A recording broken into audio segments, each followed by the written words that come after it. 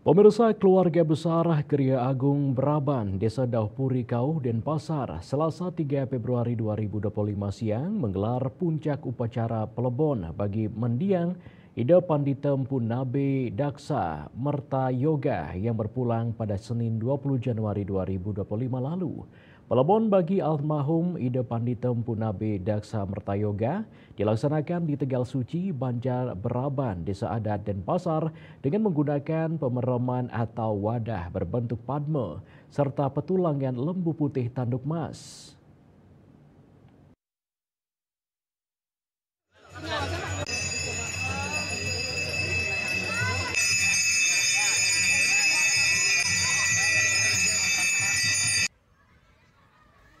Ribuan masyarakat Denpasar dan sekitarnya tumpah ruah mengantarkan Ida Pandita Empu Nabe Daksa Merta Yoga saat akan diarak menuju lokasi upacara kremasi di Tegal Suci, Banjar Beraban, Desa Adat Denpasar.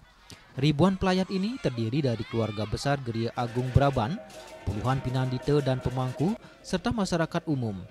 Puncak Palebon dimulai sekitar pukul 12.00 WITA, diawali dengan ngelingihang layon Ida Pandita di pembereman atau wadah berbentuk padma, untuk selanjutnya diarak menuju lokasi kremasi yang berjarak sekitar 1 km dari Geria Agung Braban. Iring-iringan bergerak diawali petulangan lembu putih tanduk emas yang diusung ratusan pengayah laki-laki.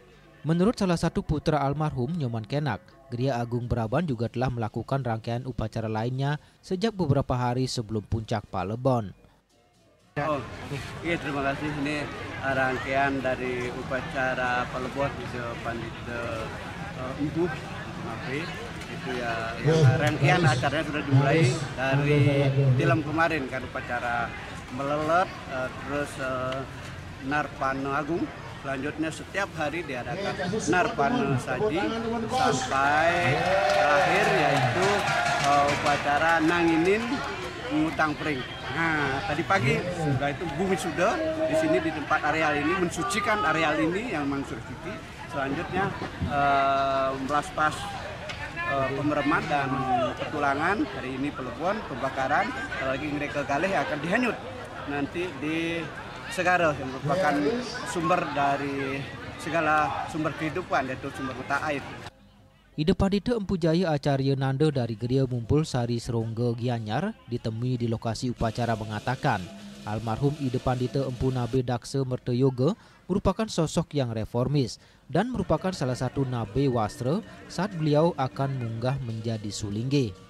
Apalagi menurutnya sebelum memutuskan untuk mendiksa, Ida Pandita Empu Nabe Daksa Merta Yoga hadir di tengah-tengah komunitas heterogen, baik secara suku maupun kelas kewangsaan.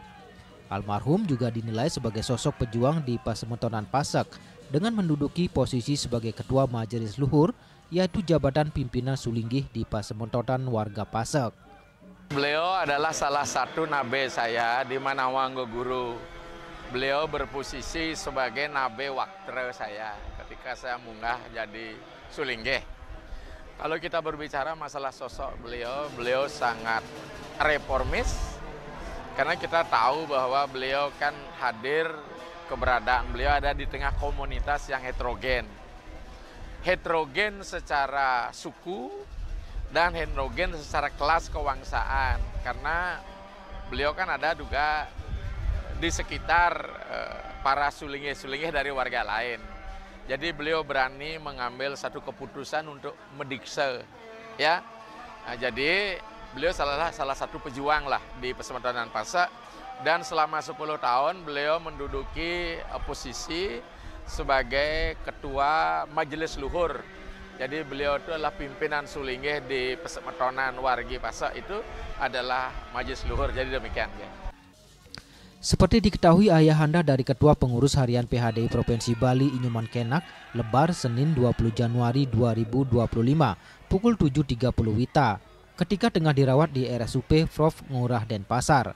Sebelum wafat, almarhum diketahui memiliki riwayat penyakit kanker di usia yang sudah senja yakni 84 tahun.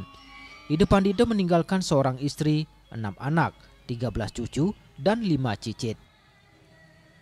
Aryu Ratmaja, Bali TV.